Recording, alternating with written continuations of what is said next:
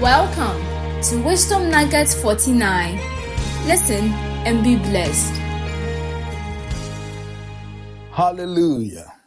This is JOEPAPA coming your way with Wisdom Nuggets. Today we shall be looking at the hope anchor. Hebrews chapter 6, verse 17 to 19.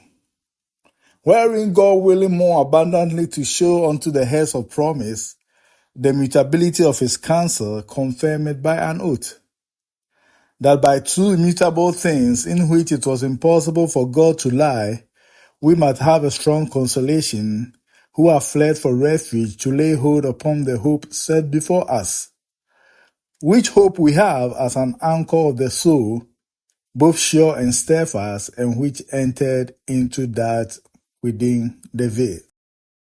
Hope is a vital force in our walk with God. Your hope in God is an anchor from the presence of God to your soul, which is both sure and steadfast. It is this kind of hope that brings you to the presence of God continually for a change of story in one area or the other in your life without throwing in the towel. The believer is not permitted to be hopeless because Christ in you is the hope of glory.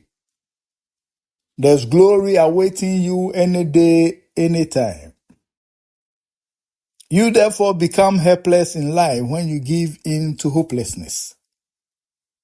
The starting point is always hope, which gets substantiated by faith, and your faith then becomes the authentic platform that guarantees a change of story.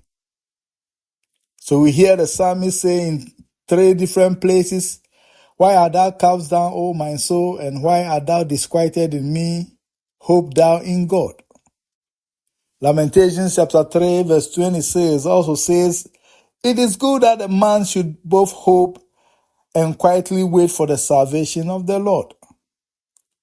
So keep your hope in God alive all the time and never give up in life, because your change will surely come. Job chapter 14 verse 7 to 9. "For there is hope of a tree, if it be cut down, that it will sprout again, and that the tender branch thereof will not cease.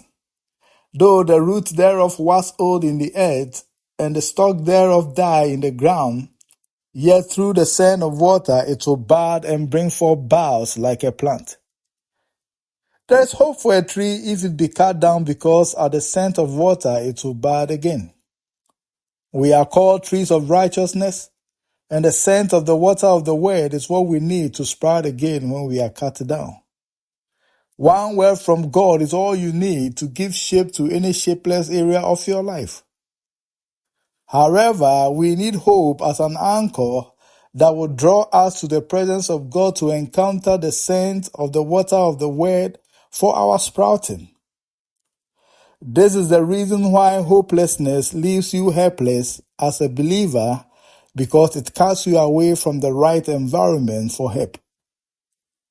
As long as you are still breathing, there is hope for you to come out of that challenge. For to him that is joined to all the living, there is hope. For a living dog is better than a dead lion. So hold on, because your change is coming. Even in cases where you see yourself as if you have been imprisoned in one area or another, the prophet Zechariah tags you as a prisoner of hope in Zechariah chapter 9 verse 12, because you will by all means come out from that imprisonment by virtue of the blood of the everlasting covenant. For the expectation of the righteous shall never be cut off. May the Lord give you understanding. Remain ever blessed.